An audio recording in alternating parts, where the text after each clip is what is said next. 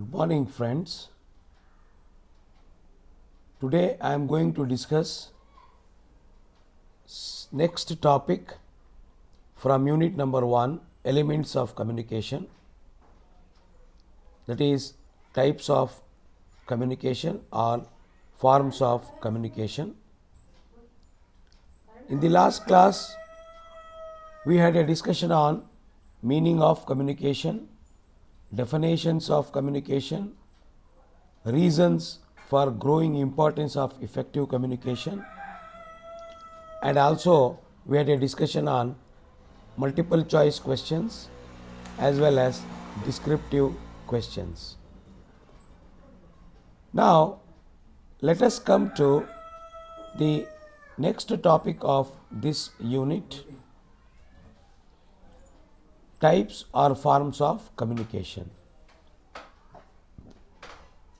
It has so many categories and so many types. I am going to discuss only the important types or forms of communication which exist within an organization and also outside an organization, which are equally important for the smooth functioning of the organization. The first category is one-way and two-way communication. One-way communication is characterized by the absence of feedback from the receiver to the sender. That means to say that in one-way communication, only the sender sends the information or message to the receiver. The receiver receives the information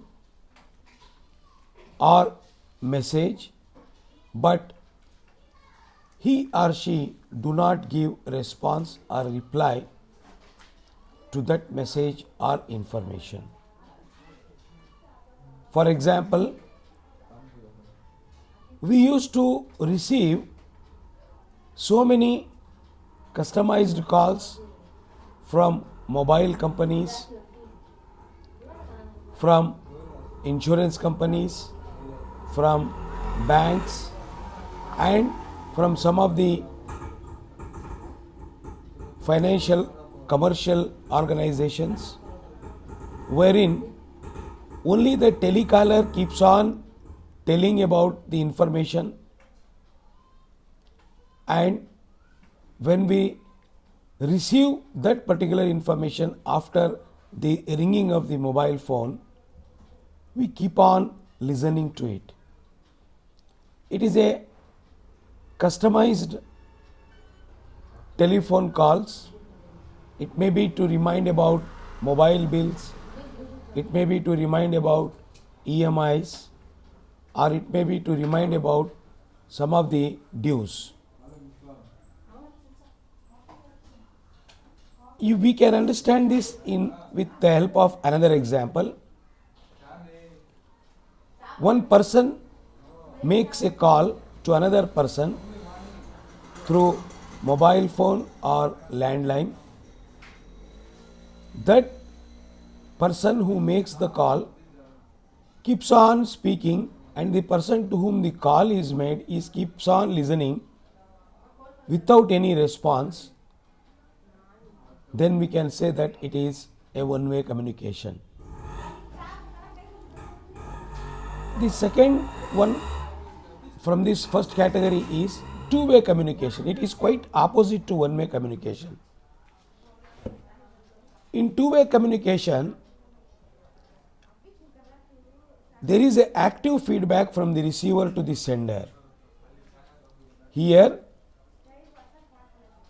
the receiver, when gets the message or information from the sender, perceives the information and message, understands the message and information, and gives feedback to the sender of the message.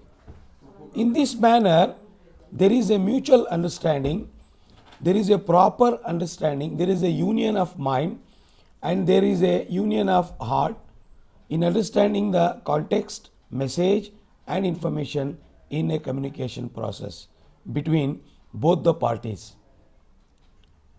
I would like to give a slight related example what I have discussed in the one-way communication. It is similar to that. When we make a call to book our LPG cylinder, it is a customized one. It keeps on telling us. At the same time, it asks us if we have any inquiry to press the button. If you want to fill the cylinder, we should press 1. If we have to give subsidy, it asks us to press some buttons, numbers. We keep on doing that based on our need. Here, the person who makes the call receives the information and keeps on responding to that, and the opposite person is also responding to that. It means to say that there is a proper understanding between both the sender and the receiver. If the manager sends a circular to the workers working in its department, and all the workers, after reading that, if they put signature and sends back the same circular to the manager, it means the message is conveyed in a manner in which the manager wanted to convey it to their subordinates. There is a existence of two-way communication. It need not be written, it need not be oral. It can also be by nodding the head, it can also by thumbs up, it can also by keeping silence. There are so many ways of expressing responses. The second category is verbal and non-verbal communication. Verbal communication is the communication through spoken or written words.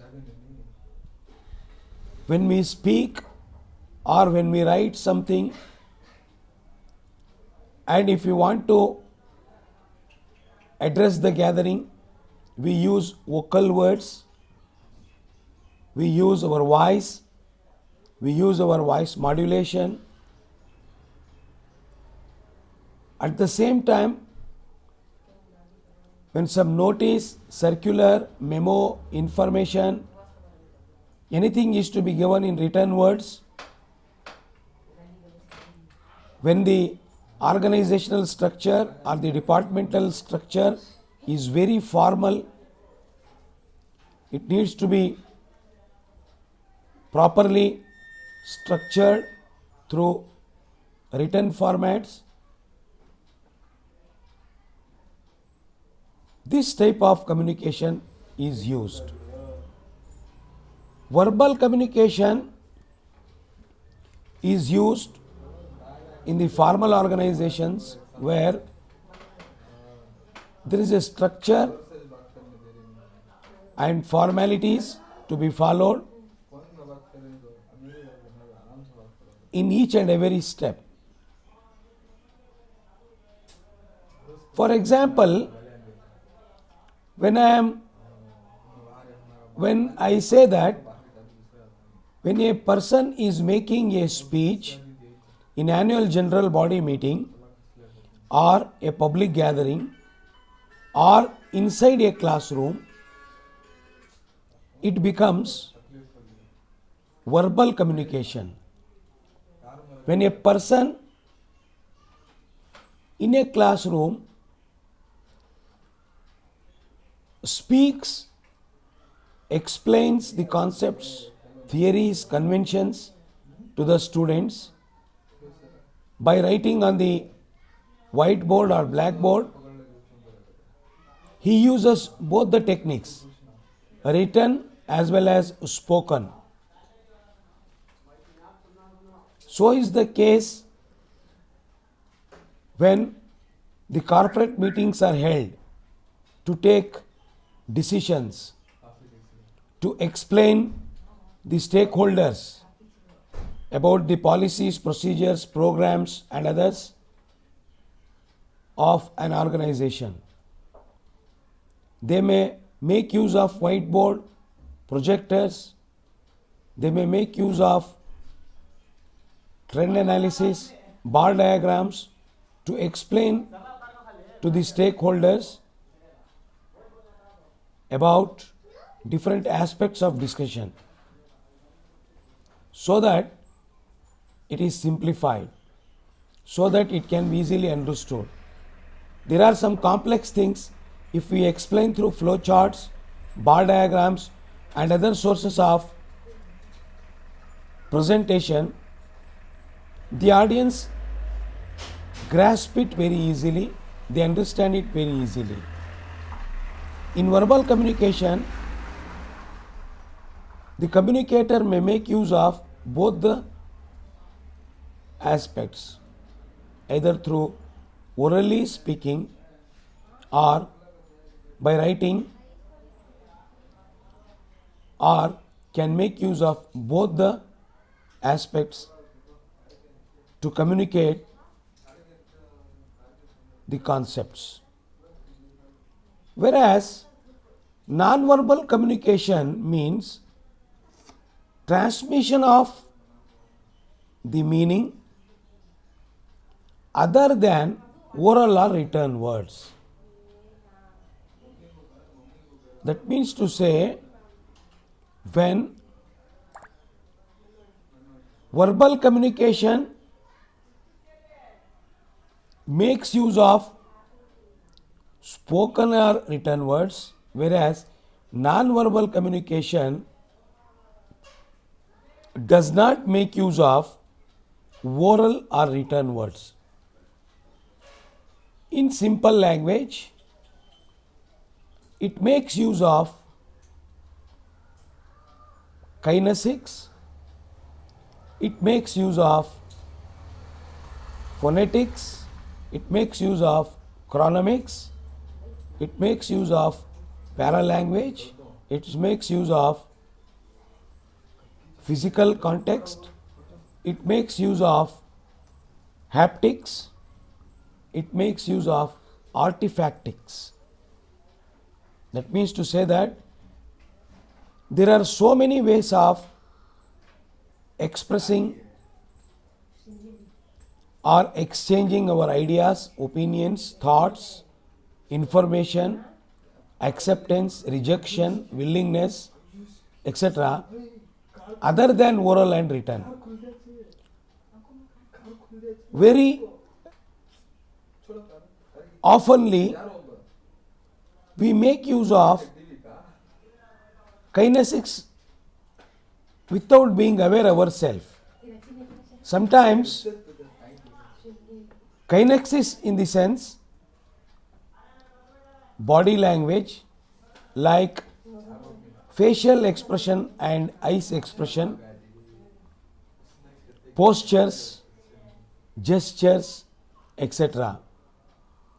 See, dear students, in our everyday life, to accept or to reject, to show our willingness or to show our rejection, to show our happiness, to show our boredom, to show our fatigue and monotonous behavior, we make use of so many gestures, facial expressions, eyes expressions, or postures.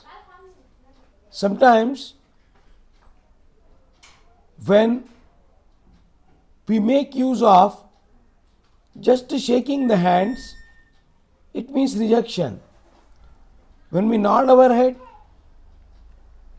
it becomes acceptance. When we stretch our hand and sit on a particular chair, it shows we are relaxed. There are so many ways of expressing the communication other than oral and written words. Researchers have studied that today 65% of communication within an organization or outside an organization, people make use other than spoken or written words, that is non-verbal communication.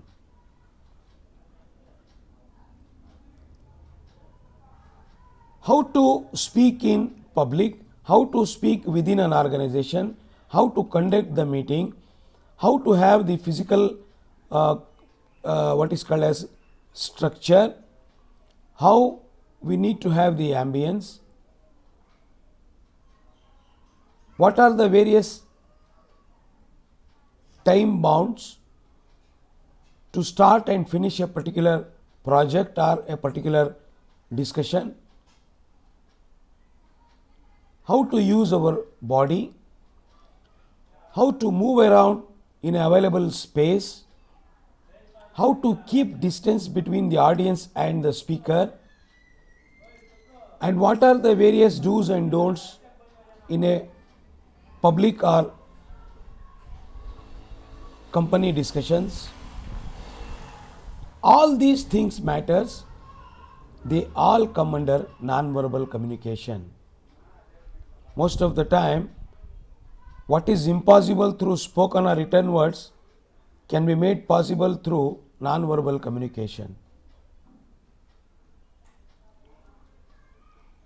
In the future classes, I will be discussing in detail about these two aspects, verbal and non-verbal category of communication. The third important category is formal and informal communication.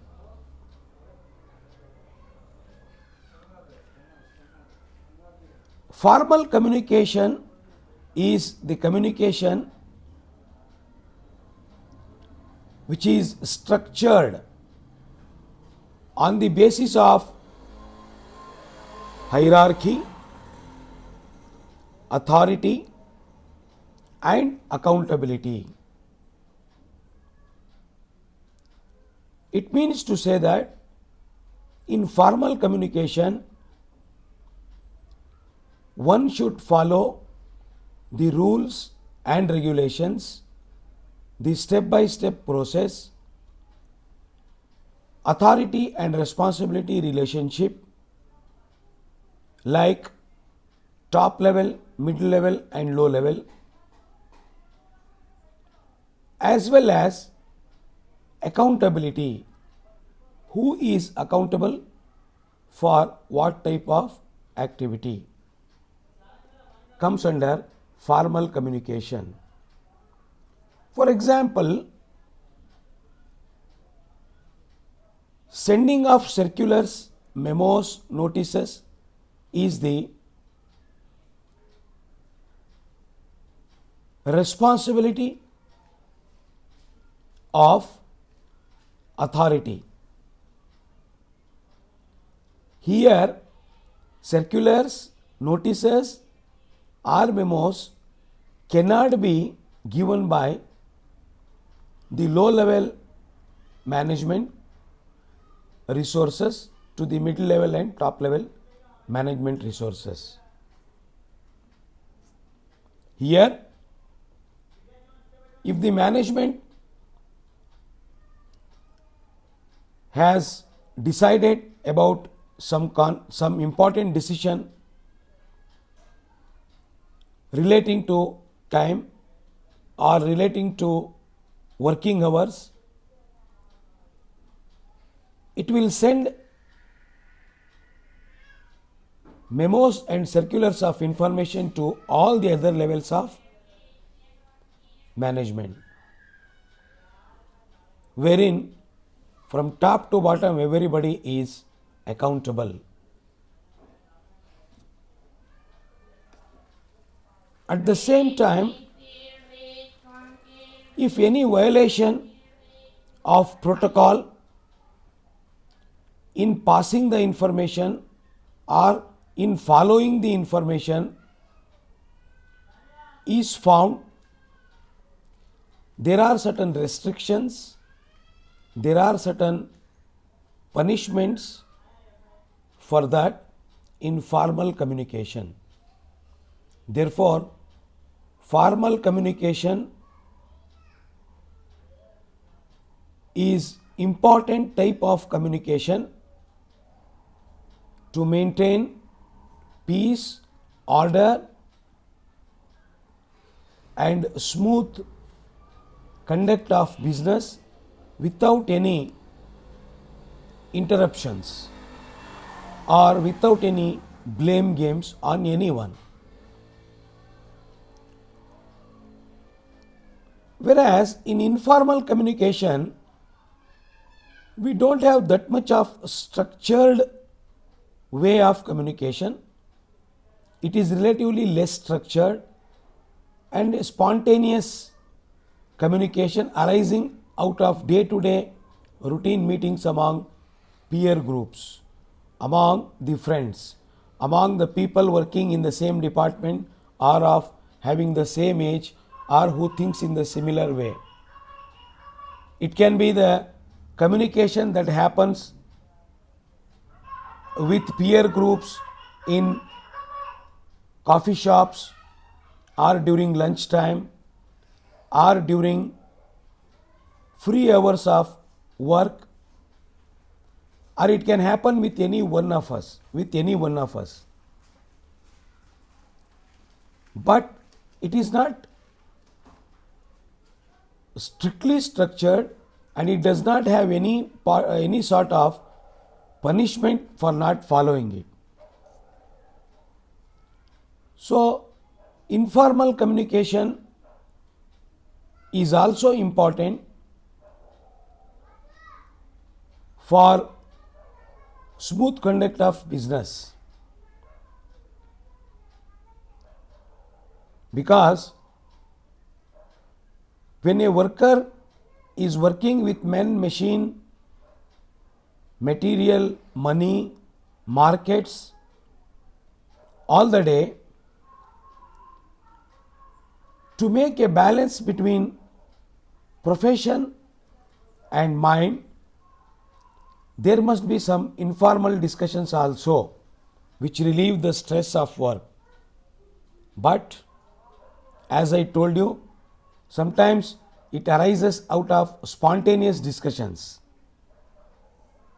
among the workers in the organization who are in the same age group or who are from the same department.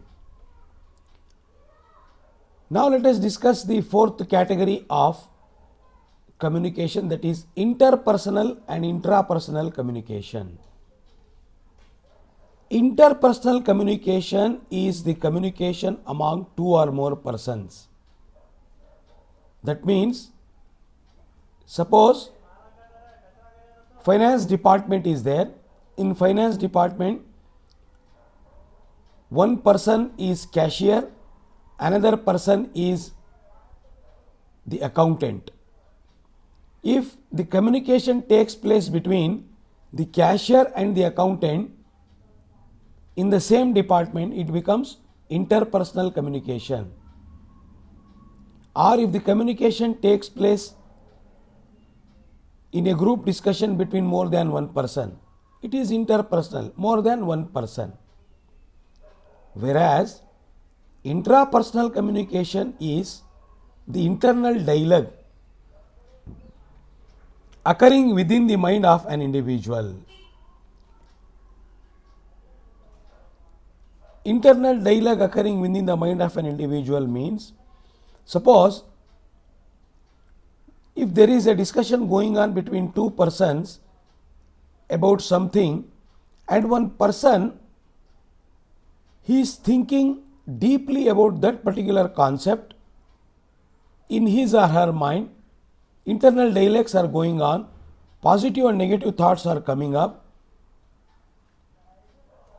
and he will keep on giving the responses to that. Internal dialogues. when we watch a movie, when we listen to a music, or when we read a particular book, we also generate some ideas in our mind. That internal communication between our mind, heart and head within the person refers to as intrapersonal communication. It could be self introspection, it could be generation of ideas about the given aspect or topic, or about the particular circumstances. They also matters, because before expressing any opinion about that particular aspect, first of all we need to generate ideas in our mind.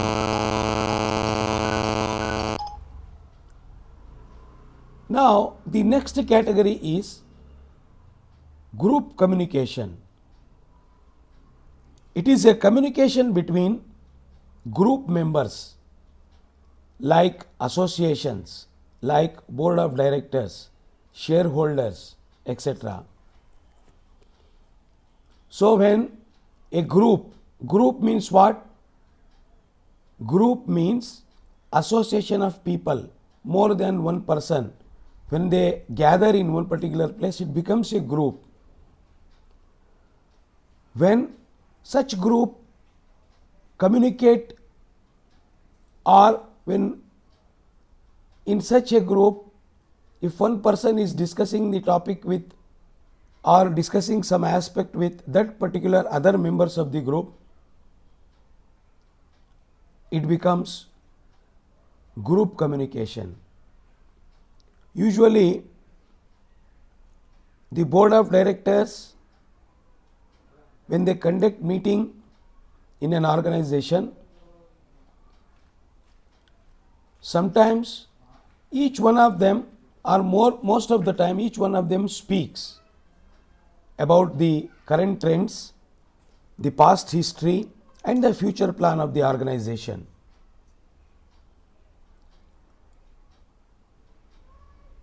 Group discussion is the most popular method of example that I can give for group communication, where the moderator observes all the group members and their contribution towards a particular aspect through their ideas, through their communication techniques, through their involvement, through their pause, allowing others also to speak. All these are some of the etiquettes of group communication. Group communication is an important part of communication, because wherever more than one or two persons meet, there will be more than two or three ideas, especially to discuss about future plans and for SWOT analysis. Next category is public communication. It involves speech by one person to a large group at a time. It is very clear that when a person is asked to be the chief guest of a particular program, or when elections are happening, or when an occasion demands a particular person to speak out in front of so many other people, other audience at a time, it could be a politician, it could be a chief guest, or it could be a person who stands and expresses his opinion through his or her extempore in front of large number of audience at a time. It becomes public communication, which is organized by some recognized authorities. art of public speech is also important today because to convince public we need to have proper vocabulary and proper usage of communication and words. We need to speak after knowing the nerves and pulse of the people. Otherwise, we may fail in our objective of convincing the people.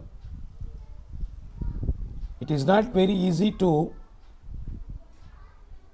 convince the large number of people through spoken words. But there are so many renowned orators for whose speech, for whose special discussions, large number of people will be waiting to listen to, especially the motivational speakers, especially the speakers